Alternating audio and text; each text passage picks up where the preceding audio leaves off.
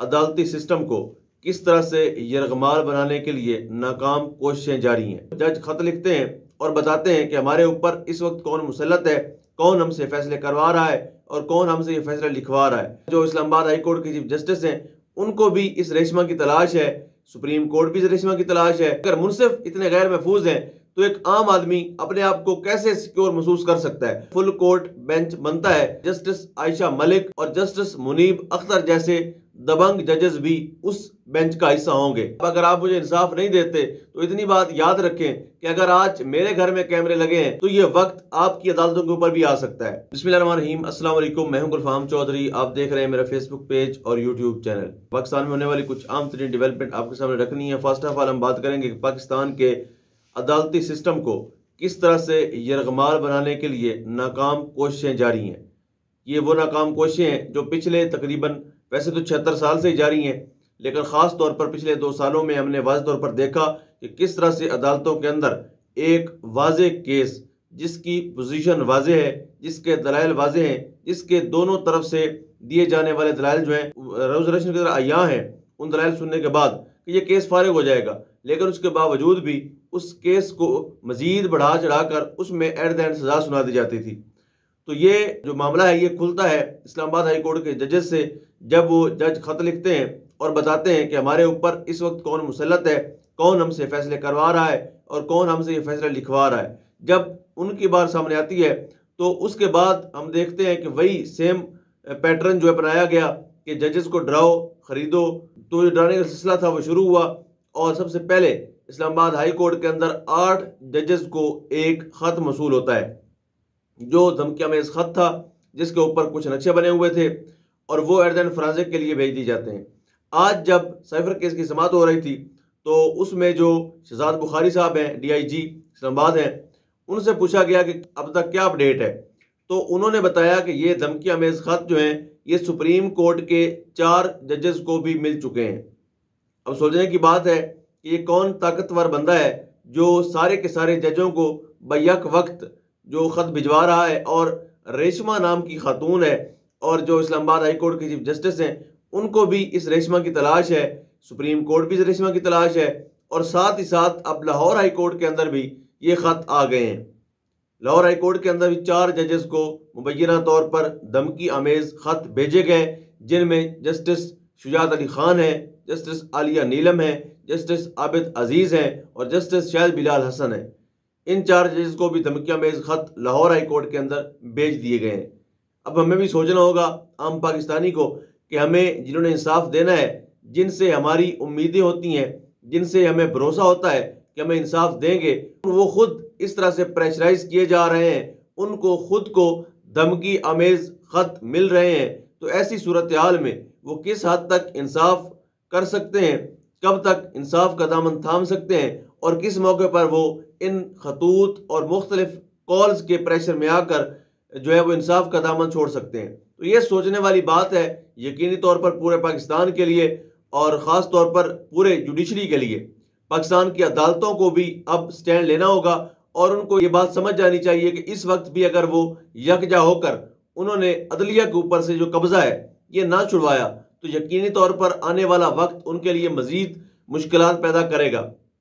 No doubt कि जब अरशद शरीफ साहब ये फरमाते होते थे कि लगेगी आग तो आएंगे घर के ही जद में, यहाँ सिर्फ हमारा मकान थोड़ी है, जब उनके साथ ही हो रहा था, जब आज़म सवाती के साथ ख़ास तौर पर जब आज़म सवाती के कपड़े उतारे गए तो उन्होंने एक वार्निंग दी थी। उन्होंने कहा था कि चीफ जस्टिस साहब अगर आप मुझे इंसाफ नहीं देते तो इतनी बात याद रखें कि अगर आज मेरे घर में कैमरे लगे हैं, अगर आज मेरी इज्जत तार तार की गई है तो ये वक्त आपकी अदालतों के ऊपर भी आ सकता है। और हमने देखा किस तरह से जजेस ने अपने मुंह से ये इजहार किया, किस तरह से उन्होंने ख़त के जरिए से पूरी कौम को आगाह किया। पहले chief justice Islamabad high court को आगाह किया, चीफ जस्टिस सुप्रीम कोर्ट को आगाह किया, उसके बाद एक आम आदमी को बताया कि इस मुल्क में जो मुनसिफ है वो कितना महफूज है।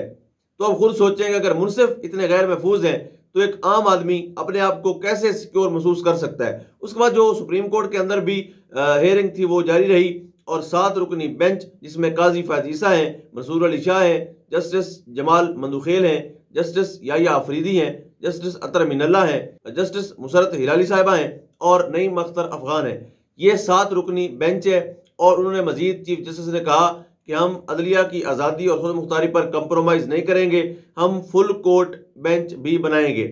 और अगर फुल कोर्ट बेंच बनता है तो याद रहे कि जस्टिस आयशा मलिक और जस्टिस मुनीब अख्तर जैसे दबंग जजेस भी उस बेंच का हिस्सा होंगे। और आप सोच सकते हैं कि अगर वो काजी फैज़ ईसा साहब को प्रेशराइज करके ये कह सकते हैं कि हमारे मामलात के अंदर मदाखलत बर्दाश्त नहीं की जाएगी, हमारे मामलात के अंदर कोई भी नामालूम शख्स अपनी मर्जी के फैसले नहीं करवा सकता। जस्टिस जमाल मंदुखेल साहब या जस्टिस अतर मिनल्ला साहब ये बड़े दबंग किस्म के जज हैं और बड़े खुलकर बात करने के आदी हैं। इस बेंच में जो अभी चीफ साहब ने बनाया 100 मोटो लेने के बाद, इसमें उन्होंने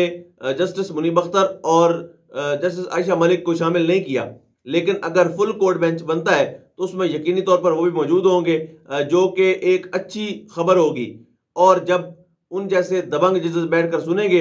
तो लगता है being a Pakistani, being a journalist, मुझे एक होप है अपनी सुप्रीम कोर्ट ऑफ पाकिस्तान से कि शायद वो अपनी आज़ादी की आखिरी जंग जो है, जब 6 जजेस ने ऐलान बगावत किया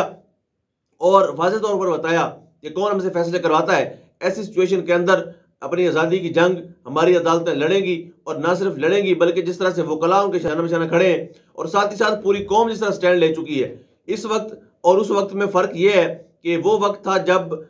जजेस ऐसी बात करते थे लेकिन कौमी हिमायत उनको शायद उस तरह से हासिल नहीं थी जिस तरह से एक्सपेक्ट की जानी चाहिए थी या लोग वो करते थे। अब अवाम की जो सपोर्ट है वो जजेस से ज़्यादा पहले ही उनके साथ है, यानी पहले ही लोग जो है वो जजेस के स्टैंड लेने से पहले ही स्टैंड ले चुके हैं,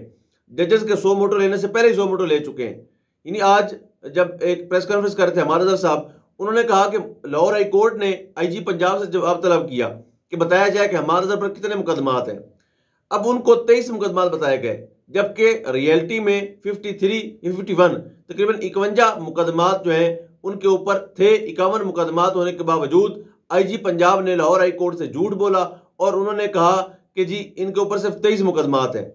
तो तमगा इम्तियाज ऐसे नहीं मिल जाते, उसके लिए बड़ी मुशक्कत करनी पड़ती है। पंजाब को अवाम को टॉर्चर करना पड़ता है, उनके चादर चार दीवारी का तकद्दुस पामाल करना पड़ता है, उनकी इज्जतें तार करनी पड़ती हैं, उनकी बेटियों के जहेज तक उठा के ले जाने पड़ते हैं, उनके बेटियों और बच्चियों के साथ शदीद बदतमीजी करनी पड़ती है, बेगुनाह लोगों को महीनों महीनों जेल में घसीटना पड़ता है और सहूलत कारी करनी पड़ती है। उसके बाद आपको यह अवार्ड मिलता है। तो IG पंजाब साहब को भी यकीनी तौर पर इन्हीं खिदमात के पेश नज़र अवार्ड भी मिला और हमारे साहब ने यह वाज़ेह तौर पर कहा कि उसके ऊपर तौहीन अदालत लगनी चाहिए। अब सोचना यह है कि एक आम IG,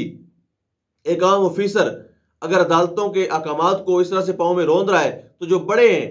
जो नज़र भी नहीं आते, ये वो बड़े हैं जो इनसे ऊपर बड़े हैं, तो वो अदालतों को किस नज़र से देखते होंगे या उनके सामने अदालतों की कितनी वक़्त होगी वो आप अंदाज़ा लगा सकते हैं। कि एक IG पंजाब जिसको हुक्म दिया जाता है कि चौधरी परवेज़ इलाही को घर जाके छोड़ के आए, यानी IG पंजाब की पुलिस को, तो वो रास्ते में गिरफ्तार करवा देते हैं, रास्ते में इस्लामाबाद पुलिस उनको छीन के ले जाती है और इंतहाई बदतमीजी के साथ एक बुजुर्ग बंदे को उठा के ले जाते हैं, उनसे पूछने वाला कोई नहीं है। मैंडेट चोरी केसेस को देख लें, उसके अंदर खुद पुलिस एहलकार जो है वो उसमें शरीक मुलजिम है। अभी डॉक्टर यास्मीन रशीद साहबा ने आज बात की, वहां पर जब ATC में पेश किया गया उनको, उन्होंने बताया कि जो MNA जिन्होंने वोट कास्ट किया है वो खुद जेली मैंडेट के जरिए MNA बने हैं,